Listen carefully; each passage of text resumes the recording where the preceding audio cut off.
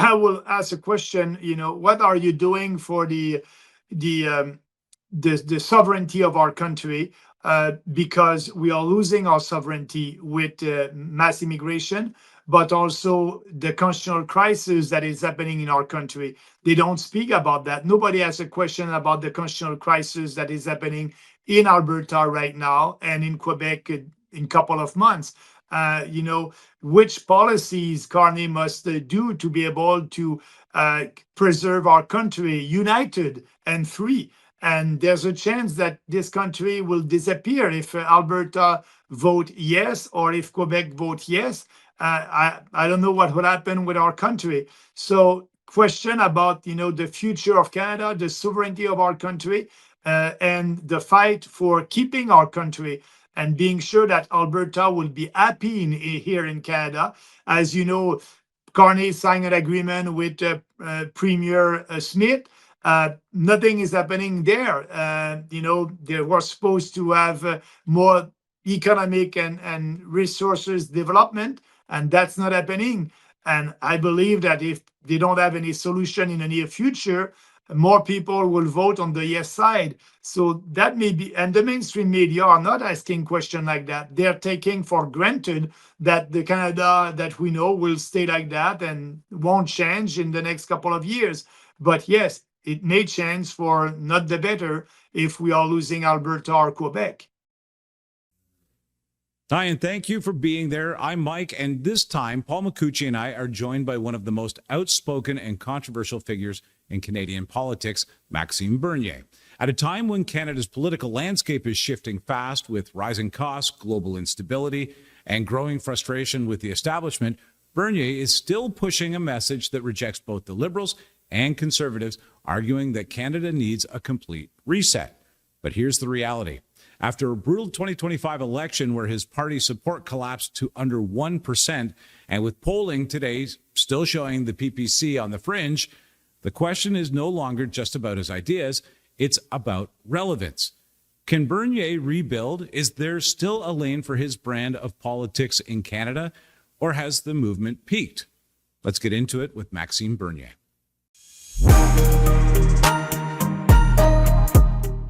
Maxime Bernier, thank you for joining us today. A delight to have you. I'm very pleased to be with you guys.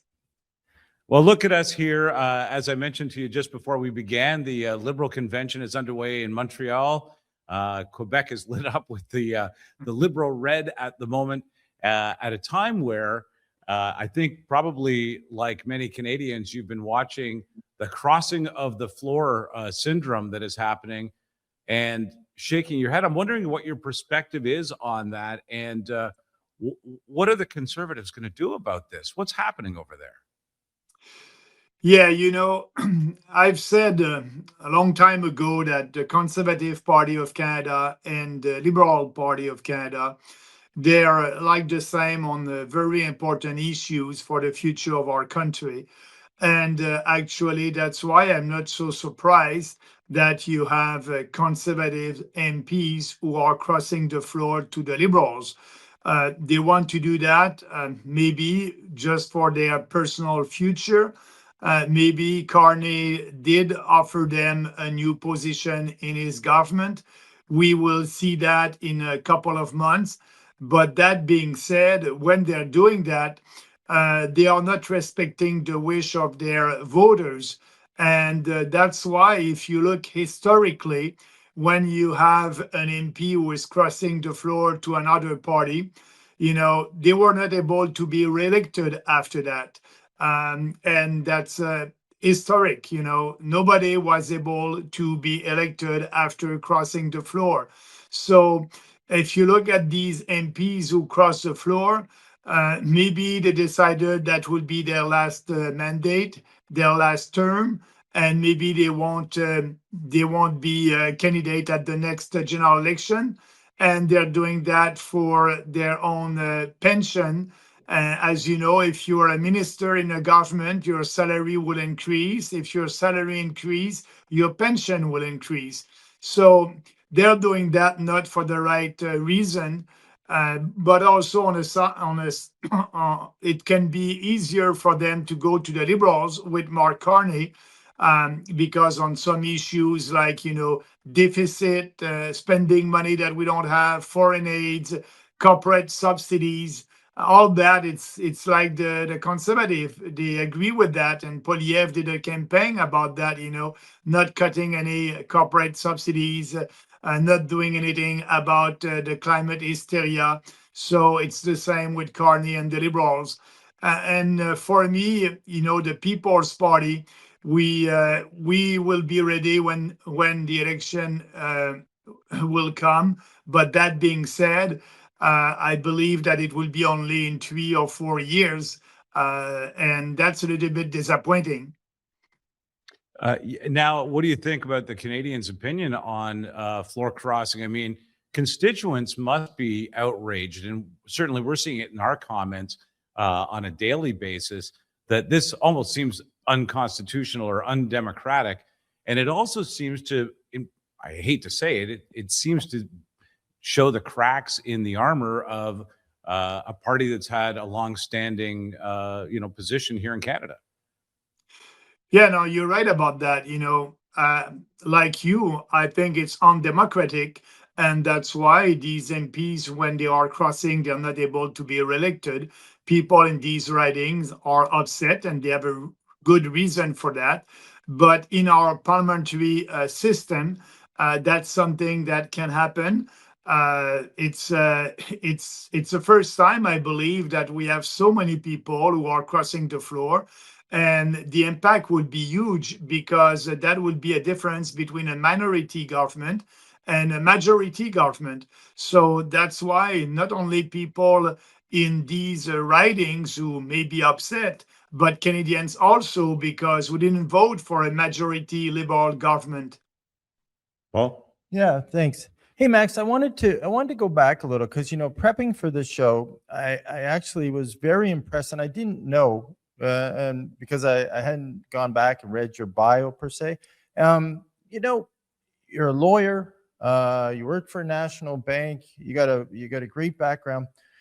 Tell, and I know lately Pierre Poilievre and his crew have been doing a lot to go down to the U.S., redo his brand, talk about his background.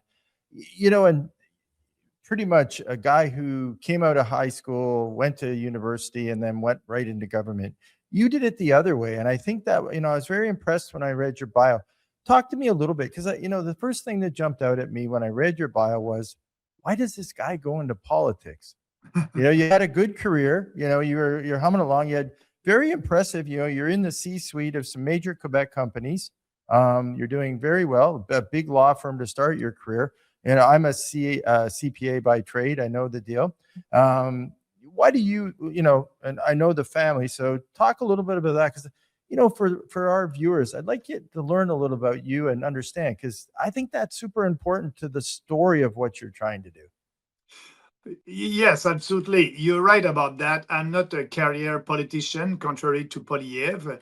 Polyev, the first job that he had was in a office of an MP, and a couple of months after that, he was elected and re-elected, and he didn't have any real job in the private sector. For me, that's the opposite. I did work in Montreal in the private sector for 19 years before being in politics. I had I have a law degree and a business degree, and I did work with the National Bank a couple of years. And after that, I worked with an insurance corporation called Standard Life, based in UK. I was in charge of the compliance of the corporation here in Canada, in line with our insurance legislations across the country. And in 2006, I was working for the Montreal Economic Institute. That's a think tank like the Fraser Institute in BC, a free market think tank in Quebec. And I was VP of that think tank for maybe about a year and a half or something like that. And during that time, I had a meeting with Stephen Harper. He was the leader of the opposition, and he was looking for ideas for his electoral platform for the election of 2006. And we had a dinner, me and the president of the institute, with Stephen Harper at that time. And I told him, if you want to have some support in Quebec, you need to do two things. The first one is, lower taxes to Quebecers. And if you do that, it will be good for every Canadians across the country, because we are paying a lot of taxes here in Quebec with the provincial and federal taxes. And second, I said it's very important for you to respect the Constitution, because in Quebec we have two national sports. First one, hockey, and the second one, referendum. If you don't want to have a referendum, you need to respect the Constitution. So he liked that. He delivered a speech in Quebec in October 2006. And at the same time, he did ask me to run. That was not part of my priority. I did good money in the private sector. I was enjoying what I was doing. But when Stephen Harper did ask me that, I said, no, why not? And I decided to run in politics in 2006 for the first time. And as you may know, I was elected. I was industry minister, foreign affairs minister, minister for small business and tourism.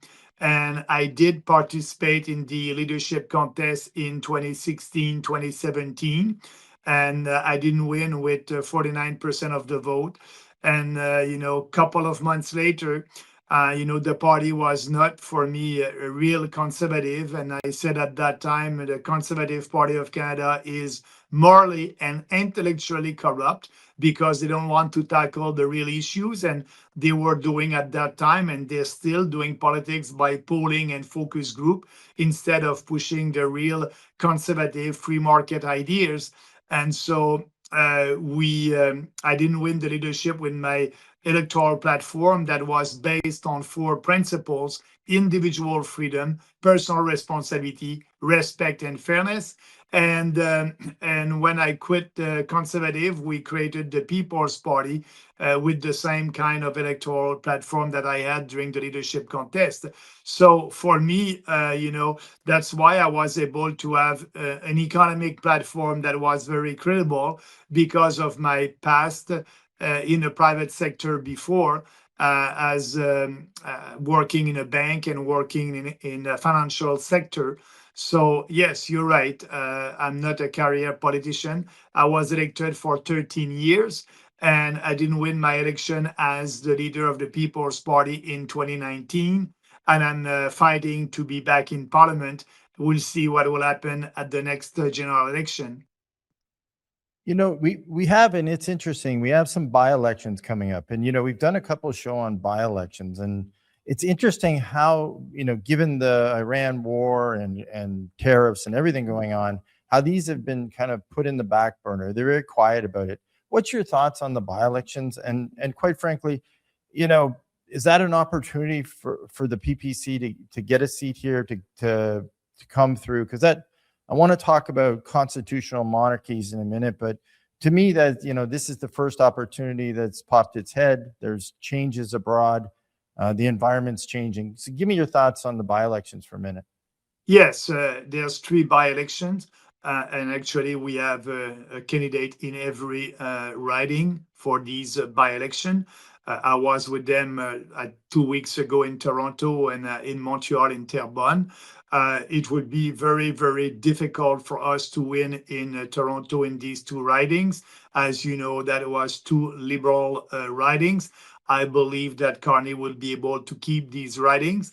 The one that is the most interesting for us and for Canadians is the riding in Terrebonne near Montreal, because if the Liberals, are able to win that riding, they will have a majority, and so they are fighting very hard to be able to win that riding. And for us, our candidates did very well in that riding at the last general election. We have the same candidate in Terrebonne, and so I hope that we'll be maybe second or something like that, third maybe. There's an opportunity for us. It may be difficult to win. That's the big problem with the first past the post. We don't have in Canada, as you know, proportionality in our electoral system. And so that would be easier for us to win a seat if we had that system like in Europe. But, we're working hard to be ready for the next general election. And I believe that will be our chance to have a couple of seats and candidates elected when that general election will be called. In these by-election, we are there, and our goal is to have visibility in the local newspaper and local radio station. And that's an opportunity for us to have more visibility, because up to now, there's maybe, 40% of the population who doesn't know that we exist as a political party. So we are taking these by-elections. For us, it's a nice opportunity to be out there, to door knock like I did, to meet Canadians, and to answer your questions about the preoccupation of Canadians. In Toronto or in Montreal, in these three ridings, that was the same preoccupation: the economy, the economy, the economy. And so I believe that we are in a recession, and it's very tough for young Canadians to have a job. The unemployment rate for youth is about 14%. With that mass immigration, it's difficult for Canadians to find a job. It's difficult also on our healthcare system, on our infrastructure. So we are out there, and I can tell you that at the door, our ideas on having a moratorium on immigration and deporting these criminals who are committing crimes, that's very popular. And also, cutting the spending and balancing the budget to be able to cut tax to every Canadians. That was also very popular. So our platform, when we are able to speak with Canadians, is well received. So that's why that was important for us to be out there. And as you know, at the next election, that will be the same platform. And that's why I like to say, and that's the reality, we are doing politics differently, because we don't change platform at every election. What I said in 2019 when we created the party at our first election, it's the same thing today, the same platform with the same bold ideas. And, the People's Party will be there when Canadians are ready. We have the benefit, Max, of being armchair campaign managers. And so over the last couple of days, we were having a discussion about our discussion with you. And one of the things that came up consistently was that we see examples in other countries of where certain parties make a huge difference, and many parties having a presence in the House or in their government makes a lot of change. How is your focus going to take you to that place? Is it a matter of awareness? Is it a matter of funding that you need? What is it that kind of takes you over that hurdle? No, you're absolutely right. If you look at what's happening in Europe with the populist parties over there, Nigel Farage in UK with Reform, and the other party in UK with Restore UK. You have Marine Le Pen in France. You have in Germany all these populist party. They're successful and they're very popular. So the challenge, and for us, there's maybe three challenges. The first one is the fact that we don't have any coverage by the mainstream media. It's like we don't exist. So it's a little bit more difficult to have visibility in our country. The second challenge that we have, podcasts. You said in the beginning that Polyev did two podcasts in the US. I must say that he didn't do that during the election because he didn't want to have a discussion about his policies. And like you said, his goal is to have a discussion about, everything else than his policies. And he did well. For me, I believe that, the goal for Polyev in these podcasts was to have a good coverage from the mainstream media, and he had it. So yes, he tried to change his image with Canadians. I don't think it will work. It's all about ideas, and that's his platform is like the liberal one on the immigration, taxation, deficit. So, but that being said, for me, doing some podcasts. I did these podcasts during the last electoral campaign in the US, and that helped us a lot to have more visibility. But the challenge that we have is, here in Canada, these conservative podcasts, they receive advertising money from the Conservative Party of Canada, and they are not giving us any visibility. So that's a little bit more harder. And, at every election, we must be part of the national debates with other political parties. And at every time they are coming, the debate commissions that is on the board of that debate commissions is former conservative and liberal MPs. So they don't want us there, and they are always coming with new rules to be sure that we won't participate in these national debates. So the big challenge is the visibility, to have more visibility, and second, our electoral system. Like I said, it's first past the post. And so what we must do to be able to be successful, I believe that we will need to have a candidate in every riding at the last election. We didn't have that at the former election. For the first time, we had less than 300 candidates. So this time we'll be ready. We'll have a candidate in every riding. So that means these candidates will be approved and select a couple of months, maybe years before the election. So they will have time to campaign in these ridings first. Second, for me, we will choose a couple of ridings where we did a good score, to put a little bit more money there and to be able to be competitive in these ridings. So I will have to choose a riding in Canada, and I will look at the best riding for myself and run in a riding that I will have more chances to win. So we'll see. And I believe that, in 3 years or 2 years, when we'll have an election, economically, it will not be so good. We will have the same problems. And usually when, the economy is not good, people will look maybe for an alternative.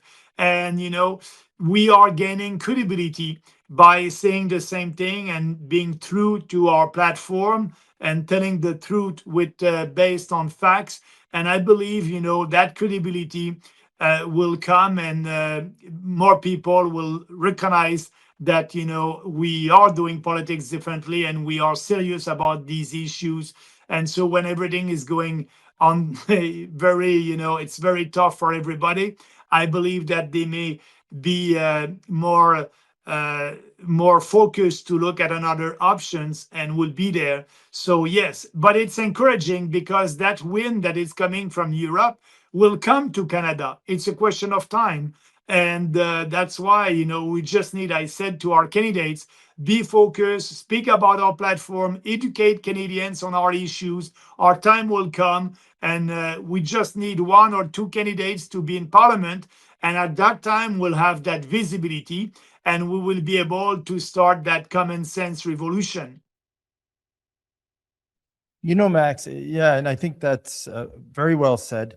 In the history, I was mentioning constitutional monarchies, and then, the fact that right now in the UK, there's 11 parties with seats, there's 18 in Australia. You look at those countries and you think to yourself, it does have to come. So it's inevitable. It does make its way to Canada. And I think Mike and I were talking before the show, to your point, when times are tough, that's when more parties tend to enter our parliamentary system. So I think you're bang on with that.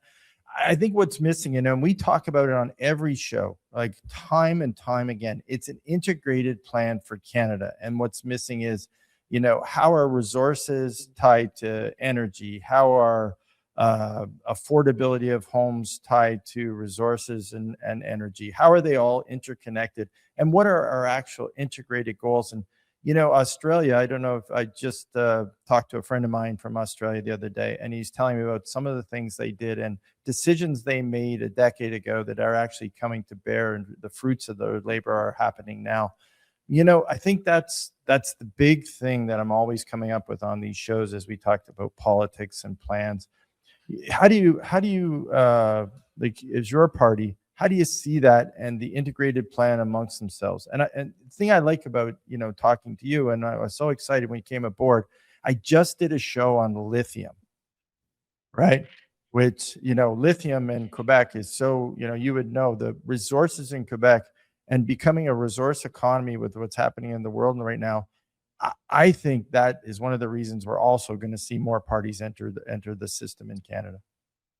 No, you're right. Canada must be a rich country, and we are not right now because we don't exploit our natural resources. And the link that I can do on that is speaking about integration. The equalization formula. That's the money that the federal government receives from rich provinces, and the federal government is giving that to poor provinces. That's having an impact on the development on our natural resources. For example, here in Quebec, the Quebec government has a moratorium on the exploitation of shale gas, and there's a lot of shale gas here in Quebec. But why Quebec has that moratorium? It's because if they are listening first to the radical leftist environmentalist, but second, if they develop their natural resources like shale gas, they will receive less money from the equalization formula, and they don't want that. So Quebec received last year $13 billion. That's half the money in the equalization formula. The money that the federal government is giving under that formula, it's $26 billion. Quebec received half of that. So our platform is to cut that, to change that formula, to be less generous and cut that by at least half. So instead of 26, it would be 13. And that's the right incentive for provinces like Quebec, New Brunswick to develop their own natural resources. No, and they're not doing that. They will be in a position to do it. So there's a link between equalization and the development of natural resources. But we are the only party that is speaking about that. The conservatives are afraid to, they try to buy vote in Quebec by saying, and when I was with Harper changed the formula for the equalization money to be more generous to Quebec and New Brunswick to buy votes. And Poilievre won't touch that. So that's important. You need to have a federal government that will respect provincial jurisdictions, that will repeal all these legislations against, the natural resources in Alberta, and being sure that, we'll have a fair equalization formula that will give a right incentive to Quebec and New Brunswick to develop their own natural resources. I think that the media will refer to your party as a fringe party. Once you get a seat, perhaps you will. They'll drop that. I don't see it, though. It's not how it goes. But it seems to me that it's the moments like now where, when you push in from the fringe, you start to really represent voices of people that matter in constituents and in different ridings. For example, about industrialization of our own energy resources, getting back to business in Quebec, and not worrying so much about equalization and putting it more down as a merit-based scenario. Those are ideas that seem to only come from the fringe, to be honest with you. Yeah. No, absolutely. When we started the party in 2018 and 2019, we were speaking about immigration. And at that time, I remember, we had billboards across the country saying no to mass immigration. And, that was a big scandal. And actually the media and the conservative, the opposition, and they were saying, the People's Party is a racist party. And because we were speaking about immigration, and our position at that time was to have a maximum of 150,000 newcomers every year. And I said, if we don't do that, we'll be in we'll have a big problem economically, socially, and culturally. And I was right. And, and after that, now the platform, because of mass immigration, is to have a moratorium on immigration for a couple of years. We need that to solve the problem that mass immigration is creating on, the housing crisis and the employment crisis. So, but now the mainstream media and my opponents, they're not able to say that we are racist. First, that's not true. But second, they have to speak about immigration because more than 60% of the population agree with our position on moratorium on immigration. So, that's not a crazy idea. Maybe that was viewed as a crazy idea in 2018, 2019, but I think we had the right vision at that time for the country. But because of our proposal was not adopted, we had that immigration crisis, and now we need to solve that. So I remember that Polyev, when he was speaking about that, was speaking only about, building new houses for newcomers. And he was not saying that we have a problem with too many migrants that are coming to our country. Now he's moving a little bit on that, little bit, speaking a little bit more about it. So I'm proud that we were able to move the Overton window on immigrations, but we need to do that on all these subjects that are so important for the future of our country. Now, we are in a constitutional crisis in Alberta and in Quebec. The next provincial election in Quebec will be in October of this year. And the young, charismatic leader of the PQ, the independentist political party, is saying to Quebecers, if you vote for me, you vote for a referendum on the separation. So, and same thing in Alberta with that referendum that may come this fall. Why are we having these constitutional crisis? Is because the conservative and the liberals don't want to address the big issues for Alberta and Quebec. And one of the biggest issue is that equalization money, the fact that they cannot exploit their natural resources, the fact that Polyev is for, the crazy climate change policies. Yes, he said that he want to impose a new tax and he want to impose, but he will impose new regulation because he still believes that climate change is a big problem in Canada, but it is not. So these establishment political parties are not speaking about what Canadians want, and that's why we have that. We will have that constitutional crisis. So we need to fix that, and we are the only party that is having the courage to speak about it. And I believe that more people will realize that. So that's why I'm pretty optimistic for the future of our party. And because, like I said at the last election, we are the last chance for this country. If our platform is not adopted, I don't see a bright future for Canada.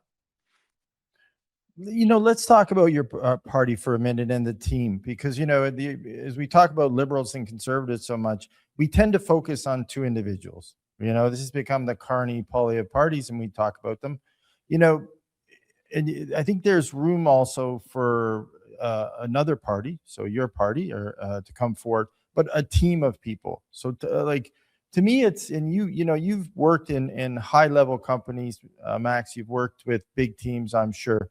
How do you create a team around you that has the skill sets that Canadians can look to and say, okay, they understand resources, they understand safety in Canada, national and international affairs, something that I think we've lacked a little in the last decade, as far as having team members and the controlling majority parties that really are able to move the ball. And, I know you grew up in a political family, some of the things you probably learned going through. How do you create those, right? Your dad being an ambassador to Haiti and all the things you saw. How do you create that? And how do you project that to Canadians so they know your team's qualities? I think, talk a little bit of that, because I think that's an important step now, because I know myself as I look, and as I'm spending more time and the issues are becoming more critical for Canada, I not only look at the leaders now, I spend some time and I go through the parties and say, okay, who's going to be coming into cabinet? What are their backgrounds? How will they specialize? Yes, that's a great question. First, we don't have star candidates. we have ordinary Canadians, I may say extraordinary Canadians who are willing to be with us and fight for what they believe. And actually, we had candidates who started with us at the first election in 2019, and they were with us for every election. Our candidates are, mom and dad, that they are working, 9 to 5, and during their pastime, they're door knocking during the weekend. We have a professor, we have truck drivers, and actually, I like to say, that anecdote at every election. Journalists are coming and they're asking questions to the political parties. How many, black people do you have as candidate? How many Jewish candidates do you have? And it's always the same. And so for us, when they call, we always say we don't know, because we don't know, we don't ask. And I remember last time when the journalist at the last election said that, Mr. Bernier, we will write our piece about that, the diversity of candidates in other party. So I want you to be part of that. I want your party to be part of that. But we don't have any data from your party. I said, yes, because it's not important for us. We don't collect this data. And, we have people that are coming, and it's not important. The most important is not the color of your skin or your religious, is, do you believe in these ideas? Do you believe in Canadians? Do you believe in a smaller government in Ottawa that will give more freedom to Canadians? And so our candidates some of them are very well known in their ridings. Some of them did run at the local, with the local city, and some of them were elected also. But they're ready. And our challenge is to be sure that during the next election, we will have people around that I'll be able to say, okay, you have experience in finance, you have experience in other things that, can be useful, and build a kind of a shadow cabinet and to be ready for the next election. That's something that we are taking to do. But first, we need to have all our candidates across the country. But I'm proud that there are, Canadians that are coming and saying enough is enough. We need that peaceful revolution, and I'm ready to fight for it. And for me, that's great that we have people who are ready to come, because as a small political party, look at for example, the Christian Heritage Party or the Libertarian Party. We are the biggest party in the small if you compare with these small political parties. The problem for example, the Christian Heritage is they're not able to have a candidate in every riding. Maybe they have 30 candidates, something like that. So for us, we are able to attract good people all across the country, and that's why we will be able to build a better future. We were talking about how this is your moment, actually, Max. I mean, if ever there was, this is it. I believe our time will come. Like I said in the beginning, what is very important in politics is credibility. And we are building on that. You can find videos of me or of our candidates saying the same thing 10, 15 years ago. And so people can look at us and say, no, they're serious about these issues. They believe in that. They know the solution for our country. So that is giving us credibility. And you cannot buy that as a politician. So I hope and I believe, like you, that our time will come, yes, and we'll be ready. Yeah, it's very interesting. You've generated a lot of discussion here at TPL over the last couple of days, because we're looking at how the rest of the world is handling it. And I have to hand it to Paul. He's like, look at this. Look what's going on in Australia. Look what's going on in England, in the UK, across the UK. There are these parties that, for example, if you had an ethnicity or an immigrant group, you could create a party that got a seat, that made a difference, that represented that group. And we're seeing that in different countries around the world. So, there's Canadians out there that think, okay, this could be the moment where we start to see new parties, which I personally feel we desperately need. Oh, of course, and the changing demographics, and I think Max hit on it a couple times. You know, the changing demographics and what might not have been the best immigration policy has actually caused a number of things to happen, and Yeah. that's one of the things that Europe saw earlier than us, of course, being an older country, much older Yeah. countries. Yeah, and it's coming to bear. So you know, the way people vote, in factions are changing now, and I think our demographic change And will actually also, favor new parties. I think so too. and also, I may add also, younger people are not, taking their news with the mainstream media, Right. the radio station or TV station. They're taking their news with you guys, with people on social media. And so for us, that's an opportunity. Like I said in the beginning, we don't have any visibility with the mainstream media. But I remember I had a discussion with Jordan Peterson a couple of years ago, and I told him, Mr. Peterson, it's very hard for us to have visibility in the mainstream media. Do you have any ideas what we can do? And he looked at me and he said, forget it. Be on social media, be active, do some videos, be out there with your ideas. You will grow. Your party will be able to grow. And that's what we are doing. And it's great because young people now are on social media, TikTok, Instagram, Facebook, X. So we are there also. And I believe that it's the influence of the mainstream media is not the same that it may be if you compare that with 10 or 15 years ago. They are less and less influence, and they are surviving because of the money coming from the federal government to them. Yeah, we are delighted that they didn't keep up with this media forum because we love to have discussions like this. We love to have an open discussion that doesn't have a leading edge of 10 questions. I promise you, this had your history and your bio on it. I don't think I looked at it once.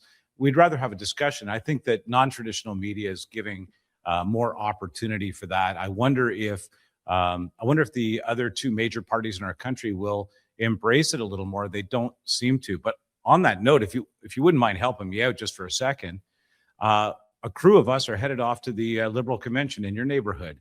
So Yeah. my thought was, if there was one question you could ask a Liberal supporter in this country, what would that question be?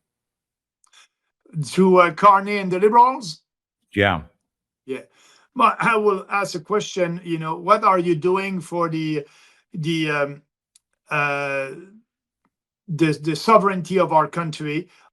Because we are losing our sovereignty with mass immigration, but also the constitutional crisis that is happening in our country. They don't speak about that. Nobody has a question about the constitutional crisis that is happening in Alberta right now and in Quebec in a couple of months. Which policies Carney must do to be able to preserve our country united and free. And there's a chance that this country will disappear if Alberta vote yes, or if Quebec vote yes. I don't know what will happen with our country. So question about, the future of Canada, the sovereignty of our country, and the fight for keeping our country and being sure that Alberta will be happy here in Canada. As you know, Carney signed an agreement with Premier Smith. Nothing is happening there. They were supposed to have more economic and resources development, and that's not happening. And I believe that if they don't have any solution in the near future, more people will vote on the yes side. So that may be, and the mainstream media are not asking questions like that. They're taking for granted that the Canada that we know will stay like that and won't change in the next couple of years. But yes, it may change for not the better if we are losing Alberta or Quebec. Maxime Bernier, it has been a pleasure chatting with you. Let's stay in touch between now and the next general election on just about any topic you want to talk about. It's been delightful. Thanks so much. Thank you. Thank you. I was very pleased. Thank you, guys. And yes, let's stay in touch. So big success for you and have a nice trip in Montreal. Thanks so much. See you soon. Bye-bye.